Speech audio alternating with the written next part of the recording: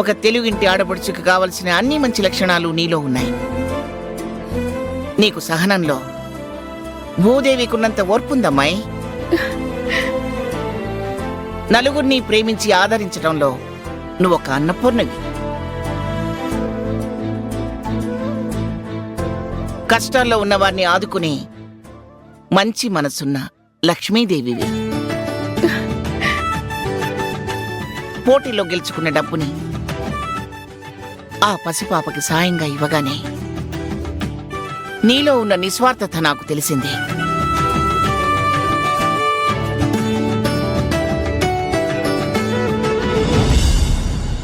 గుళ్ళో పంతులు గారిని నిర్దోషిగా నిరూపించడంలో నీ తెలివితేటలు తెలిసాయి. కబడ్డీ ఆటలో నా మనవణ్ణి గెలిపించడం కోసం నువ్వు ఓడిపోయినప్పుడు కుటుంబం కోసం నిన్ను నువ్వు తగ్గించుకుని కుటుంబాన్ని నిలబెడతావని, కుటుంబాన్ని గెలిపిస్తావని నాకు అప్పుడు అర్థమైంది.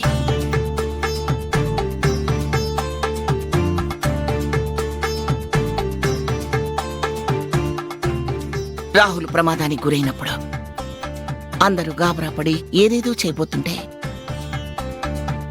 నువ్వంత కంగారులో కూడా సమయస్ఫూర్తిగా ఆలోచించి నువ్వు వాడి ప్రాణాలు కాపాడినప్పుడు, సమస్యలొస్తే భయపడి పారిపోకుండా ఎదురు నిలబడి పోరాడి గెలిచే నీ మనోభావం తెలిసింది నాకు.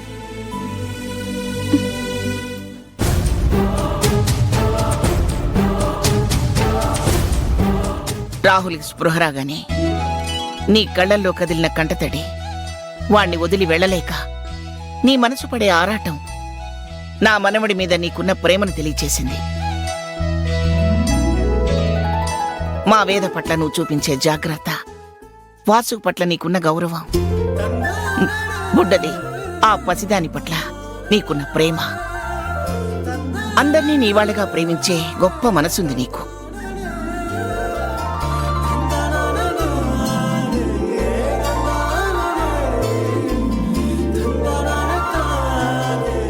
ఒక కుటుంబానికి ఇంతకంటే మంచి లక్షణం ఉన్న కోడలు దొరుకుతుందా వేదా?